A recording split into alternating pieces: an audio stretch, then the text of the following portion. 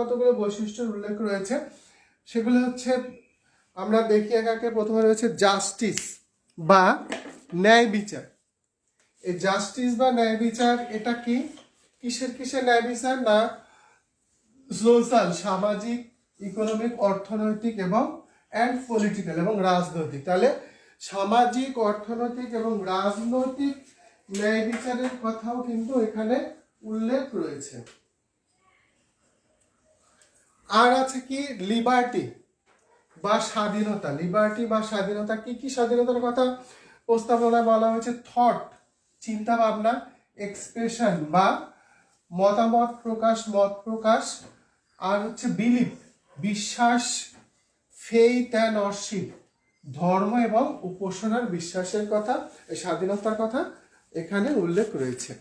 এছাড়া রয়েছে ইকুয়ালিটি বা সাম্য। কি সাম্যের কথা বলা হয়েছে প্রস্তাবনায়? স্ট্যাটাস, মর্যাদা, আর হচ্ছে অপরচুনিটি, বিভিন্ন সুযোগ সুবিধা এবং মর্যাদার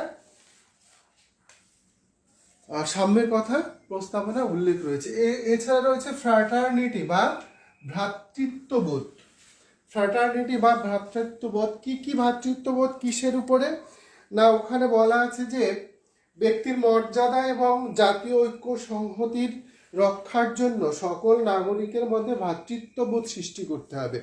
তাহলে কিসের হচ্ছে? মর্যাদা এবং জাতীয় ঐক্য এবং সংহতির রক্ষার জন্য, সংহতি বা ইন্টিগ্রিটি, সংহতি বা এই ইন্টিগ্রিটি এর উপরে গুরুত্ব আরোপ করা হয়েছে। এইবারে কথা হলো আমরা জানি আমাদের ভারতীয় সংবিধান গণপরিষদ সে রচনা করা শুরু করেছিল এবং সে গণপরিষদ আমরা জানি 1946 সালের ডিসেম্বর মাসে প্রথম শুরু হয়েছিল। 9 ডিসেম্বর তারিখে প্রথম তার অধিবেশন শুরু হয়। 1949 সালে 26 নভেম্বর তারিখে আমরা জানি আমাদের সংবিধান অ্যাডপ্ট বা গ্রহণ করা হয়েছিল। 1949 26 নভেম্বর।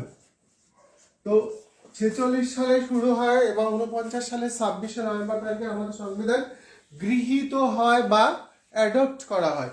এবার কথা হলো ভারতীয় সংবিধান যখন গৃহীত হয়েছিল তখন কি আমাদের এই সংবিধানের প্রস্তাবনায় এই সকল বৈশিষ্ট্যগুলো কি ছিল?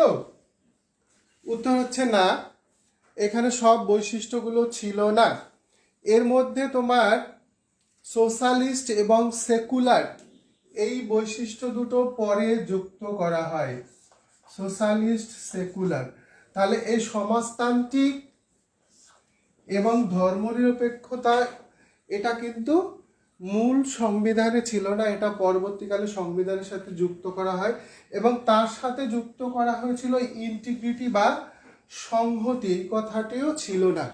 তাহলে এটা কবে যুক্ত করা হয়েছে না এটা যুক্ত করা হয়েছে 1976 সালে ভারতীয় সংবিধানের 42তম সংশোধনী আইনের মাধ্যমে এটি আমাদের সংবিধানের যুক্ত করা হয়।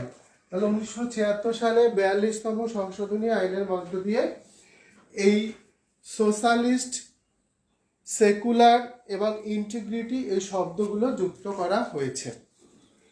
তাহলে আমাদের সংবিধানের প্রস্তাবনার যে বৈশিষ্ট্যগুলো আমরা দেখলাম এই বৈশিষ্ট্যগুলো সম্পর্কে আমরা বিস্তারিতভাবে এর পরের ক্লাসে আমরা জানবো।